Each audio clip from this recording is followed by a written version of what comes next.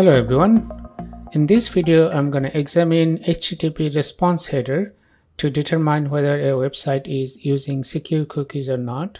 I will create security templates so that the same security settings can be applied to multiple computers by using security templates. I will apply security templates using command line. I will confirm security settings with the local security policy editor. And finally, I will restrict applications using the app logger. Before I start the main exercises of the lab, I want to quickly show you the UEFI firmware settings in VMware workstation of my computer. I will open the start menu and then go to settings and then scroll down, update and security, on the left side recovery, and then restart. Here I'll go to troubleshooting and then advanced options and UEFI firmware settings, and to see the settings I need to restart. Now on this computer there is no really UEFI secure boot options. If you are working with VMware workstation, then also you need to make sure that secure boot is enabled. To be able to do that, first I need to shut down this machine. Then I will go to edit virtual machine again, options, advanced, and then UEFI, enable secure boot. Okay, and then power on.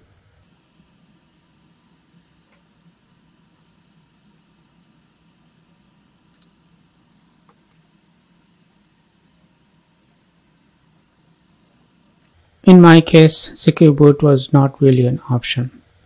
So I'll proceed with the main lab. In this part of the video, I'm gonna examine HTTP response header for few websites and examine secure cookies. I will open terminal in Kali Linux and then issue the command curl -il. I is for include and L is for location, and then a web address www.google.com.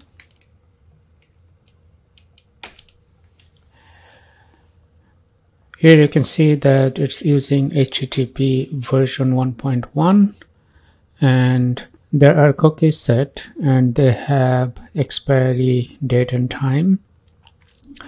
Other type of cookies don't have any expiry date and time, and if you find any cookie that doesn't have an expiry date and time, that means it's a session cookie. And it has the domain name saying secure and so on. I'm gonna check for another site.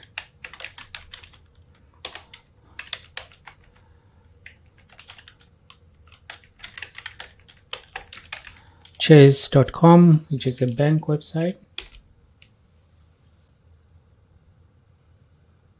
and it is also using cookies. It has no expiry, that means it would be a session cookie. Next I'm gonna check the same site but with HTTPS this time.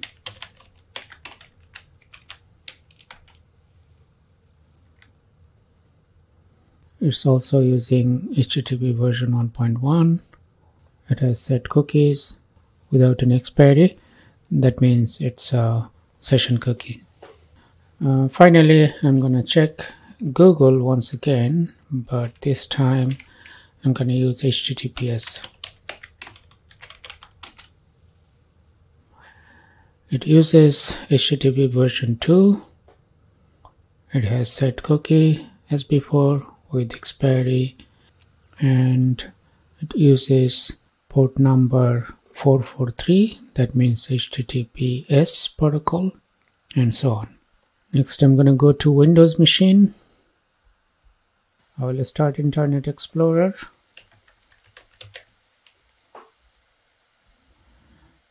And make sure that the recommended setting is set up.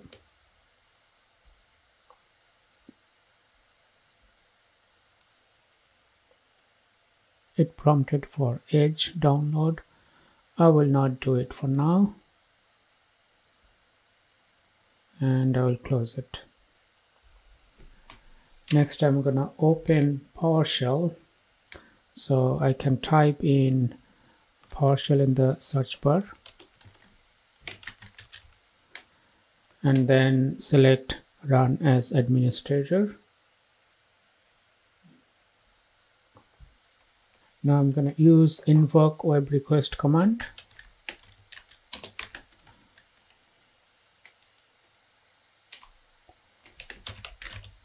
Invoke dash web request and then space dash URI space www.google.com and then a vertical bar, select dash object and then expand property headers. Okay, and you can see here set cookies. It has expiry information, domain name, secure, and so on.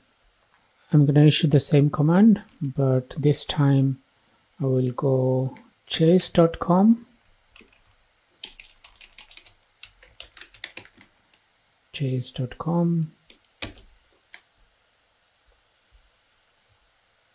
and it's giving information about set cookies. As you can see, there is no expiry information. That means this cookie is for session. Next, I will check another website. Let's say TD, which is a bank, and this server doesn't use any cookie. I'll try another bank, BMO.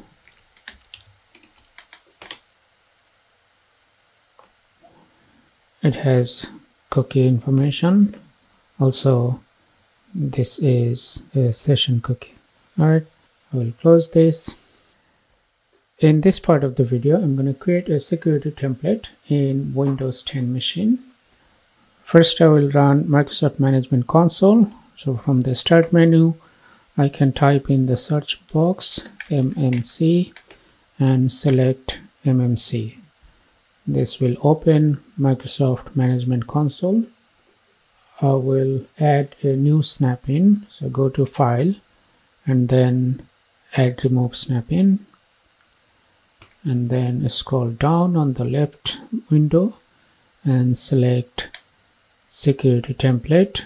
Click on Add and then click OK. Now on the left side of this window, I expand Security Template and select the path. So after adding this snapshot, I will create a new template. So I go to Action menu and then New Template. I will give a name to this, test, and then press OK. I will expand the test security template. I will expand local policies and then security options.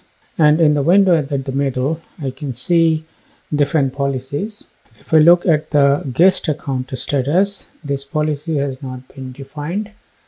I can define this policy. So I will double click and then check on the define this policy, and I am disabling this guest account. So I press on apply and OK. Next, I will expand system services and then I will scroll down. There are different services available. For example, here is portable device enumerate service, and I will open it by double clicking and check on the checkbox define this policy. I will disable it and then apply and OK. Now I'm gonna save this security policy. So I right click on the name of the security policy and then click on save.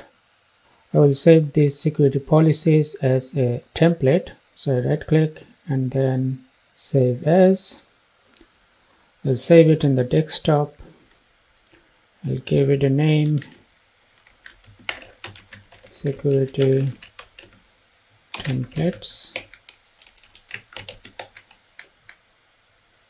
The file will have .inf extension and then click on save. Now I can close Microsoft Management Console. Next, I'm going to apply this security template on individual Windows client machine and also confirm security settings with the local security policy editor. So I go to the start menu and type in local security policy and open it. I will expand local policies and then security options. Now if I look at the guest account status, I can see that the guest account has been disabled. Now I will run the command prompt in administrative mode. So I will type in cmd and then run as administrator. I will go to the security template folder. So I'll use the cd command. The location is C and then users and my username and documents. I'm pressing tab key to fill up the rest of the folder name and then \se and pressing tab key that filled up security and then template. Alright, press enter. If I see the list of files with dir command, I can see that test.inf security template is here. I'm going to import this security template into a database. So I will use the command secedit space import space /db space the name of the database test.stp and then space /cfg configuration file space and then test.inf. I'm currently the test.inf is in my current location. I'm in this folder, so I don't need to specify the full path, only file name is good enough. So I press enter. It has been imported into a database. Now I'm going to analyze this database. So secedit and then /analyze and then /db and then / the name of the database, which was test.stp, and press enter. It did compare the current configuration with the database and it has been logged into this log file. So I will check that file content. I will go to that folder cd and it will be under Windows and security log. This is the location of the folder. If I see the file list, I can see that scesrv.log file is here, and I'm going to see the content of this file. So I will use type and then the file name scesrv.log.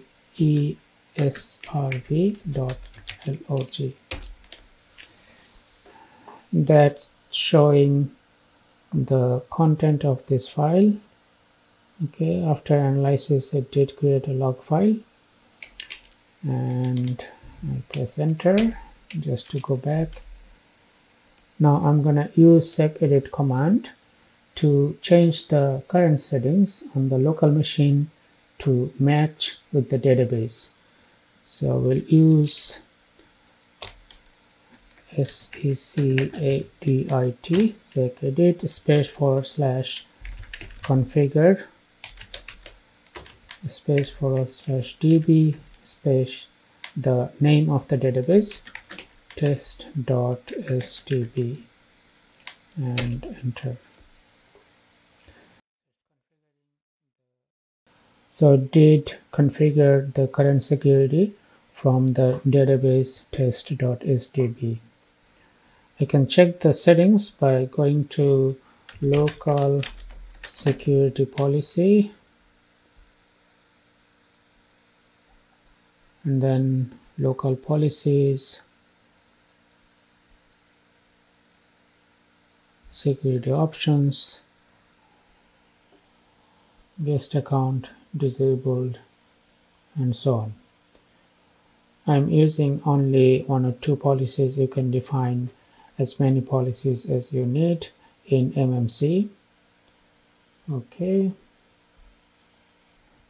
so I created a template, saved this as a template file.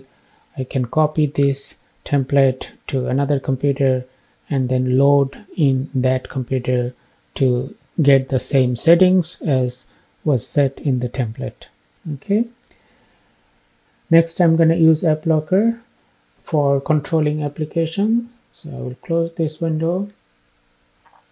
Now I'm going to open local security policy by executing a file that's called secpol.msc. Okay, and it opened local security policy. I will go to application control policies and then I will select app locker and I will scroll down to configure executable rules, select executable rules, and from the action menu I will select create new rule. I'll go next again. I'm allowing some applications. I can use this app locker either to allow certain application and deny everything else, or deny specific applications and allow everything else. The current setting is allow certain applications only, which means creating a whitelist. If I want to create a blacklist, then I will select deny and deny the applications that I want to block. Okay, so I will go next, and then on this select the type of primary condition. I will select path and then go next, and from here I will browse folders and I will select desktop. Okay, any file in desktop folder. I will go next, and then next again. I will change this name to desktop apps, and then create. I will also create the default rules, so I'll click on yes. The default rules are allow everyone all files located in program files folder, allow everyone all files located in Windows folder, and so on. The one that I have created is allow everyone in the desktop apps, and it's a path. That means allow applications that are in the desktop folder. I can add more rules. To do that, I can right click on executable rules and create new rules and select from available options. If I am in a domain environment, I could select a group of users or a specific user. For this client machine, those options are not available. Now, if you want to create a blacklist, that means deny specific applications, then you should select the deny option and go through the wizard. You can create your own policies by going to the executable rules, right click, and then create new rules. And say next. This time I'm gonna deny and go next. You can create rules for the applications that are not signed. In that case, select file hash. And if you want to apply rules for a specific publisher or software company, you should select publisher. Okay, so I want to roll back. So I'm going to right click on the rule that I have created and then delete it.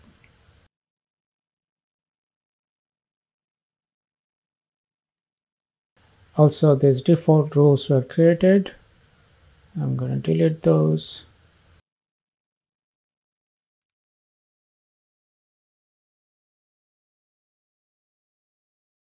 And that is going to be the end of this video. I hope you found this video was helpful.